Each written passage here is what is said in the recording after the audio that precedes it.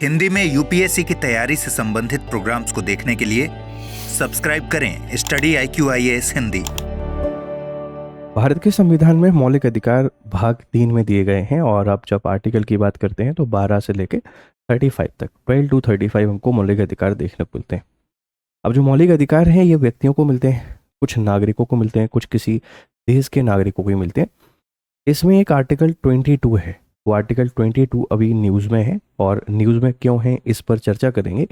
इसी के साथ में ये भी देखेंगे कि जो आर्टिकल 22 है, इस 22 के अलावा और ऐसे कौन कौन से आर्टिकल हैं जो सिर्फ और सिर्फ भारतीयों को मिले हुए हैं और बाकी सब तो सभी को मिले ही रहते हैं।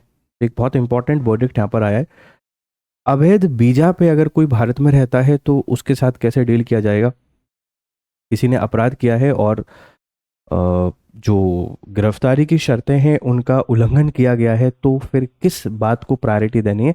ढेर सारी बातें एक फैसले के अंतर्गत आपको देखने को मिलेंगी। खबर को यहाँ पे देख लीजिए। Protection under article 22 is not citizen centric.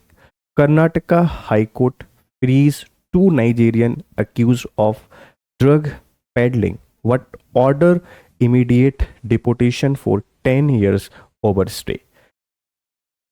2 Nigerian व्यक्ति हैं जिनको बेंगलोर पुलिस के द्वारा 2024 में अरेस्ट किया गया था और अरेस्ट करने में एक गड़बड़ी कर दी थी तो उसके लिए उनको फ्री कर दिया गया। लेकिन बाद में पता चला कि ये लोग भारत में अवैध वीजा पे रह रहे थे तो फिर उसको लेकर एक इंपॉर्टेंट वर्डिक्ट कोर्ट ने दिया। उसको सबको समझते हैं, पहले आर्टिकल 22 को समझ लेते हैं और आर्टिकल 22 को समझने के लिए आपको थोड़ा सा फंडामेंटल राइट के बारे में जानना जरूरी है। भारत के संविधान को जब आप पढ़ते हैं तो भारत के संविधान का जो भाग 3 है, यहाँ फंडामेंटल राइट या आप उनको मौलिक अधिकार कहते हैं, फंडामेंटल राइट या मौलिक अधिकार। इन फंडामेंटल राइट मौलिक अधिकार की व्यवस्था की गई है भाग 3 में।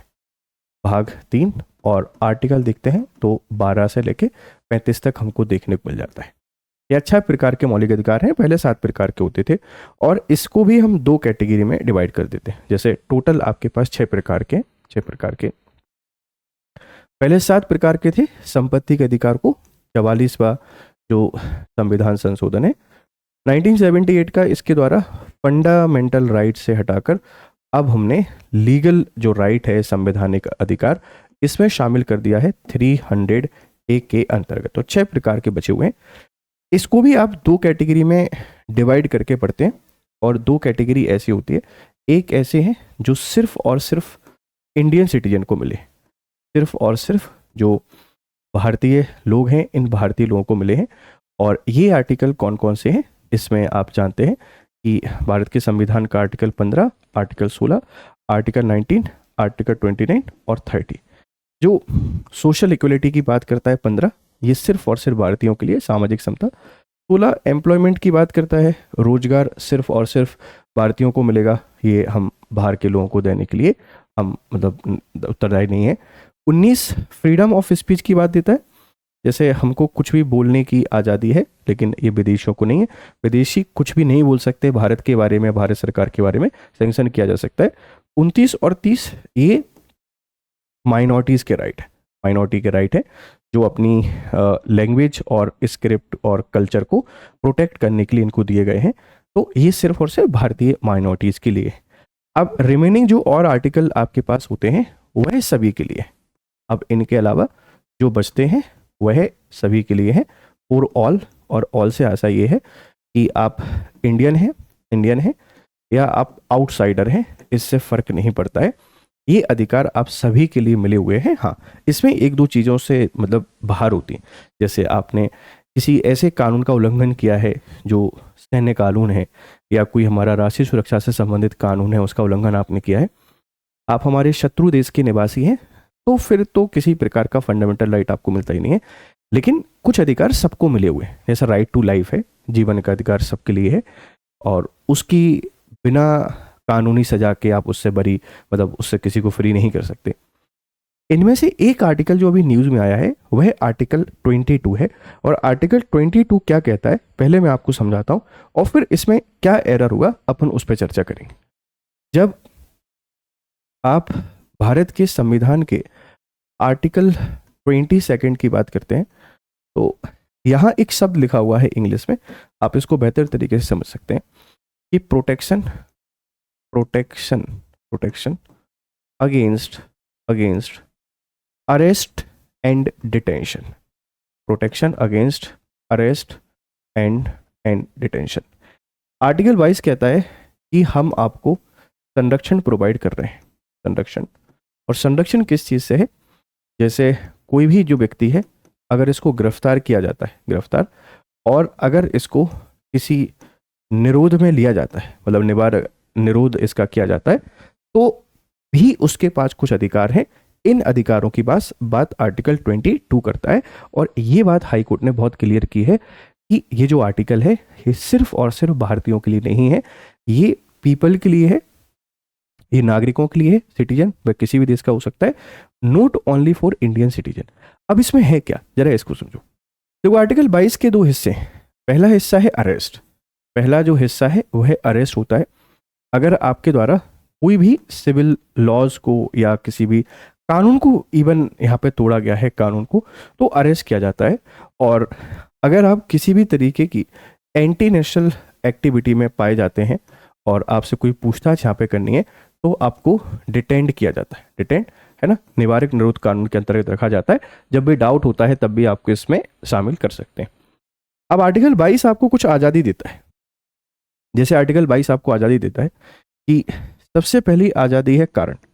अगर कोई भी व्यक्ति आपको अरेस्ट करने के लिए आता है तो रीजन बताना बहुत ज़रूरी चीज़ है।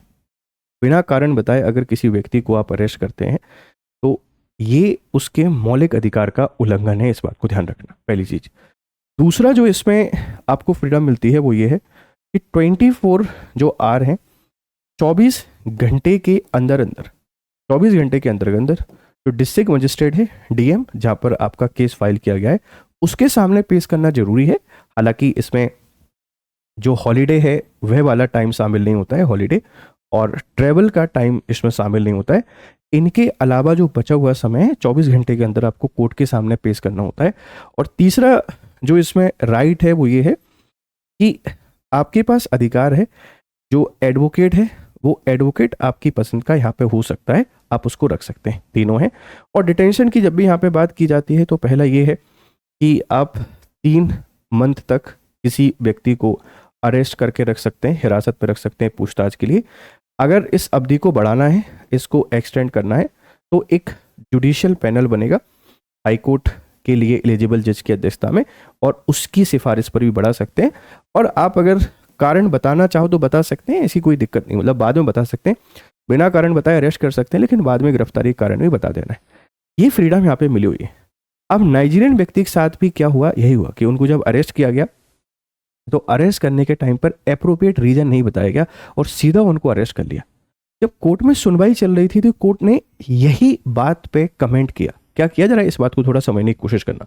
दिक्कत यहाँ पे क्या हुई कि सर जो नाइजीरियन पीपल हैं, 2 नाइजीरियन पीपल, और उन नाइजीरियन जो पीपल के द्वारा ड्रग्स पेडलिंग के केस में उनको अरेस्ट किया गया। ड्रग्स पेडलिंग मतलब भारत में वो ड्रग व्यापार को अवैध रूप से चला रहे थे, इसमें अरेस्ट किया गया, लेकिन उनको फ्री कर दिया गया। फ्री क्यों कर दिया? देखो 2 स्थिति। पहली स्थिति है कि भाई वह ड्रग पेडलिंग कर रहे हैं, अवैध ड्रग की तस्करी कर रहे हैं, और अवैध ड्रग्स की जो तस्करी कर रहे हैं ये अपराध है, ये बिल्कुल अपराध है, इस बात को ध्यान रखिएगा। दूसरा जो यहाँ पर हुआ वो ये हुआ कि गलती प्रशासन से हुई, गलती एडमिनिस्ट्रेशन से हुई, और एडमिनिस्ट्रेशन ने आर्टिकल 22 का वायलेशन यहाँ पे कर दिया। और आर्टिकल 22 का वायलेशन करने का आशय क्या है? आप सीधा सीधा जो संविधान है, कॉन्स्टिट्यूशन है, इस कॉन्स्टिट्यूशन का वायलेशन कर रहे हैं। तो कोर्ट ने यही बोला कि उनके द्वारा जो काम किया गया है वो अपराध है, वो अवैध है, लेकिन आपने जो काम किया है वो भी गलत किया है। गलत तरीके से किसी व्यक्ति को हिरासत में लिया गया है, और गलत तरीके से हिरासत में लेने पर उसके मौलिक अधिकार का उल्लंघन किया है।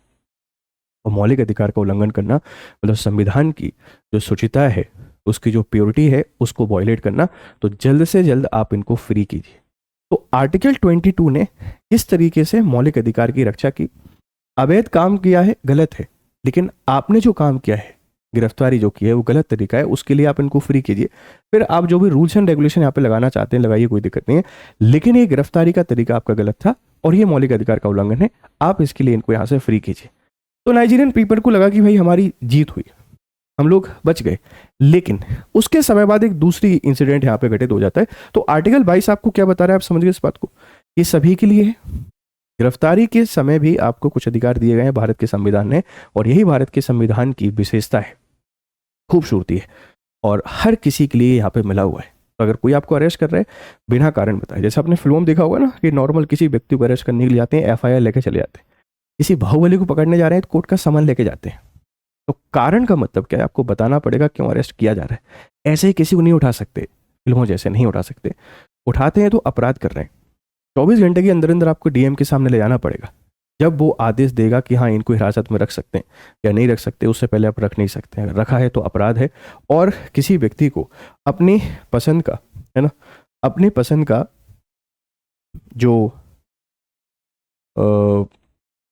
एडवोकेट है उसको रखने का अधिकार भी यहाँ पे मिला हुआ है, इस बात को ध्यान रखिएगा। ठीक है प्यारे बच्चों, तो यहाँ वॉयलेशन आर्टिकल 22 का हुआ, लेकिन ये किस्मत खराब थी। किस्मत खराब क्या हुई कि ये इंडिया में इलीगल वीजा पे रह रहे थे, ये इंडिया में इलीगल वीजा पे रह रहे थे।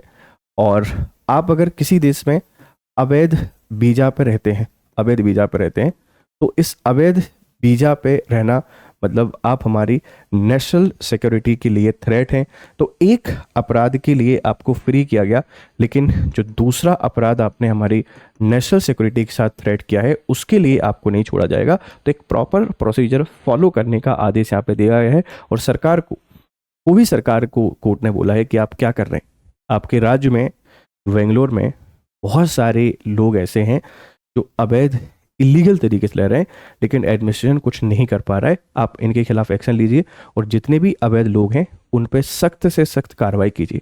तो न्यायपालिका की खूबसूरती यही है, जहां कानून का उल्लंघन किया वहां कानून को प्रायोरिटी दी, और जहां देश की सिक्योरिटी से खिलवाड़ किया वहां देश को प्राथमिकता दी। और एक बहुत शानदार दिन हमको जुडिशरी के अंतर्गत देखने को मिला। तो मौलिक अधिकार कितने हैं, 22 क्या कहता है, किस किस को मिला हुआ है, ये घटना किससे संबंधित है, नाइजीरिया से संबंधित है। इसका इफेक्ट क्या होगा कि हम अपने रूल्स एंड रेगुलेशन को बेहतर करेंगे। जो गलत तरीके से लोग रह रहे हैं उनको भी मैसेज जाएगा कि रूल्स एंड रेगुलेशन का वायलेशन करने पर हमको किस तरीके की सजा से यहाँ से गुजरना पड़ सकता है। और एडमिनिस्ट्रेशन को भी थोड़ा सा यहाँ पे एक्टिव होना पड़ेगा कि हम शायद बेहतर तरीके से चीज़ों को ट्रेस नहीं कर पा रहे हैं। तो ये केस एक बहुत शानदार वर्डिक्ट है, एक बहुत शानदार स्टडी है। आप इसको बेहतर तरीके से पढ़िए और अपनी राय हमको यहाँ पे जरूर दीजिएगा। ठीक है, अब आप अगर तैयारी कर रहे हैं UPSC की, तो बहुत इंपॉर्टेंट अपडेट आपके लिए कि आप अगर UPSC की तैयारी कर रहे हैं तो एक बहुत ही इंपॉर्टेंट अपडेट है। और अपडेट क्या है मैं आपको यहाँ पे बता देता हूँ। व्हाट इज़ दी अपडेट, थोड़ा अपन को गूगल पे जाना पड़ेगा। गूगल ओपन करते हैं।